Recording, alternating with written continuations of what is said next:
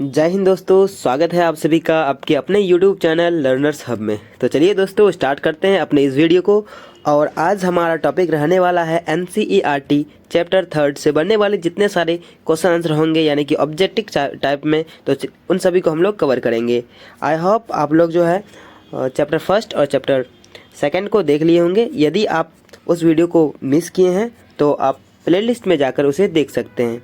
मैंने बहुत ही अच्छी तरह से उसको समझाया है, आप सभी को ज़रूर समझ में आएगा। तो चलिए इस वीडियो को हम लोग स्टार्ट करते हैं बिना देरी किए।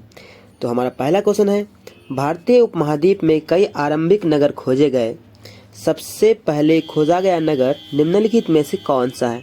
तो देखिए कौन सा ऐसा नगर है जो सबसे पहले खोजा गया था, तो वो आपका आंसर हो जाएगा हड़प्पा।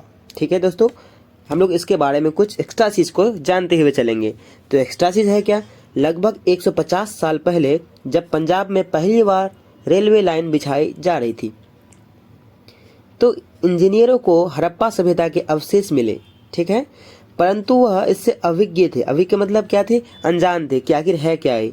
यहाँ उसे बहुत सारे खंडहर मिले जिसमें उसे अच्छी ईंटें प्राप्त हुई और उसे रेलवे लाइन बिछाने में लगा दिया। इस तरह कई इमारतें पूरी तरह से नष्ट हो गया।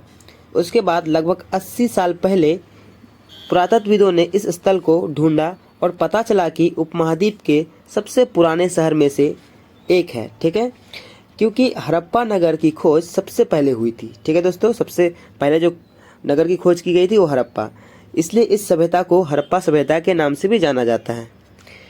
चलिए हम लोग अपने नेक्स्ट क्वेश्चन को देखते हैं। हमारा नेक्स्ट क्वेश्चन है, हड़प्पा सभ्यता शहरों का निर्माण लगभग कितने साल पहले हुआ। अक्सर समय से भी रिलेटेड क्वेश्चन को पूछ दिया जाता है। तो इसका निर्माण जो है लगभग 4700 साल पहले हुआ था। हम लोग और इसके बारे में जो इम्पोर्टेंट पॉइंट हैं उन सभी को भी हम लोग कवर करते हुए चलेंगे। आप लोग को चिंता लेने की कोई बात नहीं है। तो अगर बात करें मेहरगढ़ में कपास की खेती का पूछ लिया जाए कालखंड, तो इसका आंसर हो जाएगा लगभग 7000 साल पहले। यदि पूछा जाए शहरों का निर्माण लगभग, तो 4700 साल पहले, जो कि क्वेश्चन में पूछा गया है। हड़प्पा के नगरों का के अंत की शुरुआत बोली जाए तो उसका हो जाएगा आपका 3900 साल पहले। और अन्य नगरों का विकास बोला जाए तो आपको हो जाएगा 2500 साल पहले। चलिए दोस्तों देखते हैं नेक्स्ट क्वेश्चन को हम लोग, कि हड़प्पा सभ्यता के संदर्भ में निम्न में से कौन सा कथन गलत है। यहाँ ध्यान दीजिएगा, जब भी क्वेश्चन आपको पूछा जाए कि कौन सा संदर्भ गलत है तो आप लोग इसको विशेष रूप से ध्यान दीजिएगा। देखिए ऑप्शन ए क्या कहता है कि इस सभ्यता का प्राय पश्चिमी भाग छोटा था किंतु ऊंचाई पर बना हुआ था। जो पश्चिमी वाले इलाका थे क्या थे, वो छोटा थे लेकिन ऊंचाई में बना हुआ था। ये बात सही है। फिर क्या है, पूर्वी भाग बड़ा था लेकिन यह निचले इलाके में था। फिर क्या है, ऊंचाई वाले भाग को नगर दुर्ग कहा जाता है। उसके बाद है आपका निचला हिस्सा को निचला दुर्ग कहा जाता है। तो इसमें जो है आपका आंसर ऑप्शन 2 हो जाएगा, क्योंकि ये बात गलत है। तो चलिए दोस्तों हम लोग चौथा नंबर क्वेश्चन को देखते हैं। चौथा नंबर क्वेश्चन रहने वाला है, सूती कपड़े के टुकड़े के अवशेष निम्नलिखित में से किस हड़प्पा स्थल से मिले हैं। तो सूती कपड़े जो के साक्ष्य जो है मोहनजोदारो से मिले हैं। चलिए इसके कुछ इंपॉर्टेंट पॉइंट को हम लोग पढ़ लेते हैं कि संभवतः 7000 साल पहले मेहरगढ़ में कपास की खेती होती थी। कहाँ पे, तो मेहरगढ़ में होती थी। मोहनजोदारो से कपड़े के टुकड़े के अवशेष चांदी के एक फूलदान के ढक्कन तथा कुछ अन्य तांबे के बर्तन से चिपके हुए मिले हैं। तो क्वेश्चन क्या पूछ रहा था कि सूती कपड़े के टुकड़े के अवशेष निम्नलिखित में से किस हड़प्पा स्थल से मिले हैं। तो इसका आंसर क्या हो जाएगा, मोहनजोदारो से। ठीक है दोस्तों, अब देखते हैं हम लोग अपने नेक्स्ट क्वेश्चन को। नेक्स्ट क्वेश्चन है, नवपाषाण युग के पुरास्थलों में किस प्रकार के बर्तन मिले हैं। पूछ रहा है नवपाषाण काल के, तो इसमें लोहा, मिट्टी, कांच, तो इसका आंसर हो जाएगा मिट्टी के। मेहरगढ़ में किस प्रकार के घरों के अवशेष मिले हैं। छठा नंबर क्वेश्चन क्या कह रहा है कि मेहरगढ़ में किस प्रकार के घरों के अवशेष मिले हैं। तो मेहरगढ़ के जो घर के अवशेष जो है आपका चौकोर और आयताकार आपका हो जाएगा। 7 नंबर क्वेश्चन है, लोथल नगर के संदर्भ में निम्नलिखित में से कौन सा कथन सही नहीं है। यहाँ भी पूछ रहा है सही नहीं है। अक्सर एग्जाम में नहीं वाला क्वेश्चन देके ही बच्चे को फंसा दिया जाता है। तो देखिए नहीं है यहाँ पे। तो यह एक क्या बोल रहा है कि लोथल में एक बंदरगाह भी था। फिर बोल रहा है कि इस नगर में एक भंडार गृह भी था। फिर क्या पूछ रहा है, यहाँ से एक इमारत मिली जहाँ मन के बनाने का काम होता। फिर पूछ रहा है कि यह गुजरात के माही नदी के किनारे बसा था। तो देखिए इसमें से आपको A, B, C सब सही लग रहा है। आपका डी जो है ए गलत लग रहा है। तो आपका डी आपका ये डी जो है आपका क्या हो जाएगा, आंसर हो जाएगा। तो चलिए देखते हैं इसके इंपॉर्टेंट पॉइंट को भी हम लोग पढ़ते ही चलेंगे। लोथल के बारे में कहा जा रहा है कि लोथल गुजरात की खाड़ी में मिलने वाली साबरमती नदी की एक उपनदी। देखिएगा, साबरमती नदी मुख्य नदी है और उसकी उपनदी कौन सी है, तो भोगवा नदी के तट पर अवस्थित है, न कि माही नदी के किनारे। यहाँ पे ऑप्शन डी में क्या दिया था, गुजरात में तो है लेकिन माही नदी के किनारे बसा हुआ है, ऑप्शन में दिया हुआ है, तो माही तो होगा नहीं, तो इसका हो जाएगा भगवा नदी। चलिए देखते हैं फिर। यहाँ एक बंदरगाह भी था, सही बात है, जहाँ समुद्र के रास्ते आने वाले जहाज़ों के रुकने के लिए तालाब बना था। इस तालाब से जहाज़ों पर माल चढ़ाया उतारा जाता था। और फिर नेक्स्ट क्या है कि यहाँ एक भंडारगृह भी था।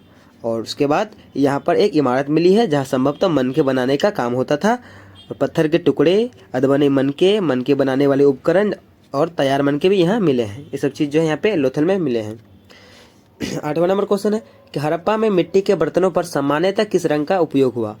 तो मिट्टी के बर्तनों पर कौन सा उपयोग, यानी किस रंग का उपयोग हुआ, तो इसका आंसर हो जाएगा आपका, हड़प्पा के बारे में पूछ रहा है तो इसका आंसर होगा आपका काले रंग का प्रयोग हुआ था। देखिए, हड़प्पा सभ्यता के लोग काले रंग से डिजाइन किए हुए खूबसूरत लाल मिट्टी के बर्तन बनाते थे। जब हड़प्पा पूछा जाए तो इसका आंसर हो जाएगा आपका काले रंग। ठीक है, यदि फिर क्वेश्चन अगर चेंज हुआ तो इसका आंसर भी आपका चेंज हो जाएगा।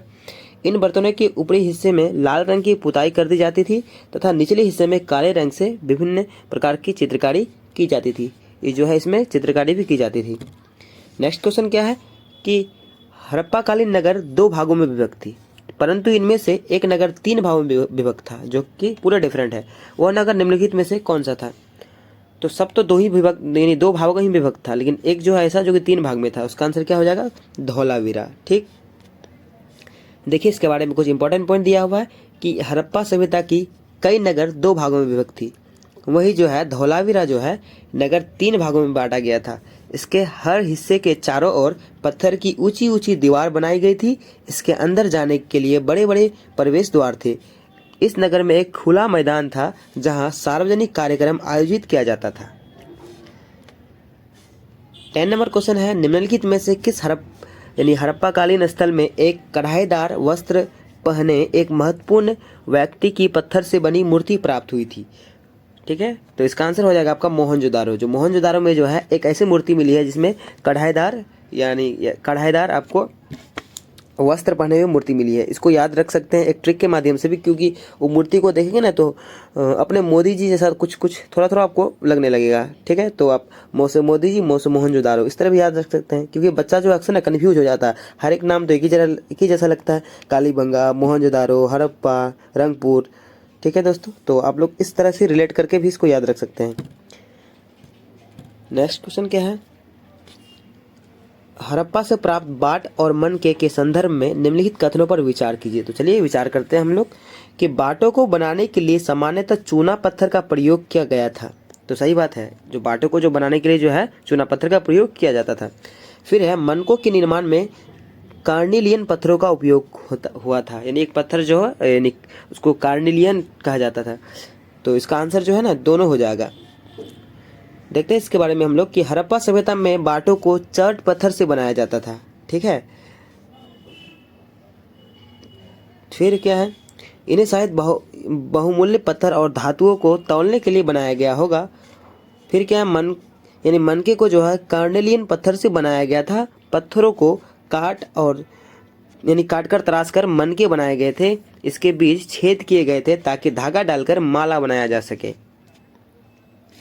12 नंबर क्वेश्चन है, हड़प्पा सभ्यता से प्राप्त नगरों के संदर्भ में निम्नलिखित कथनों पर विचार कीजिए। कथन ए कह रहा है कि कालीबंगा और लोथल से अग्निकुंड मिले हैं। तो सही बात है, कालीबंगा और लोथल से जो है अग्निकुंड मिले हैं। फिर 2 नंबर कहता है हड़प्पा, मोहनजोदारो और लोथल से बड़े बड़े भंडारगृह मिले हैं। तो देखिए तीनों जगह से जो है बड़े बड़े क्या है भंडारगृह मिले हैं। तो इसका आंसर हो जाएगा आपका ऑप्शन नंबर सी, 1 और 2 दोनों सही है। देखिए कालीबंगा और लोथल जैसे अन्य नगरों में अग्निकुंड मिले हैं जहां संभवतः यज्ञ किए जाते होंगे। अग्निकुंड मिले हैं तो कह सकते हैं कि यज्ञ किए जाते होंगे। फिर हड़प्पा, मोहनजोदारो और लोथल जैसे कुछ नगरों में बड़े बड़े क्या मिले हैं, तो भंडारगृह मिले हैं। 13 को देखते हैं, हड़प्पा सभ्यता की जानकारी का प्रमुख स्रोत क्या है। तो इसके जानकारी का जो प्रमुख स्रोत देखिए शिलालेख है, उसके पकी हुई मोहर पर अंकित लेख और पुरातात्विक खुदाई। तो सब हो जाएगा इसका आंसर। ठीक है, क्योंकि इसके बारे में कुछ इंपॉर्टेंट पॉइंट है कि हड़प्पा सभ्यता की लिपि भाव चित्रात्मक थी। अगर क्वेश्चन पूछ दिया जाए कि हड़प्पा सभ्यता की लिपि कौन सी थी, तो भाव चित्रात्मक थी। ठीक है, उसके बाद फिर इसमें पढ़ा नहीं जा सकता था, अतः संभवतः अतः सभ्यता से संबंधित अनेकों पुरास्थलों से प्राप्त पुरावेश ही हड़प्पा सभ्यता संस्कृति के विशिष्ट तत्वों पर प्रकाश डालती है। 14 नंबर क्वेश्चन, भारत में चांदी की उपलब्धता को प्राचीनतम साक्ष्य मिलते हैं। तो चांदी की जो है प्राचीनतम साक्ष्य कहाँ मिलते हैं?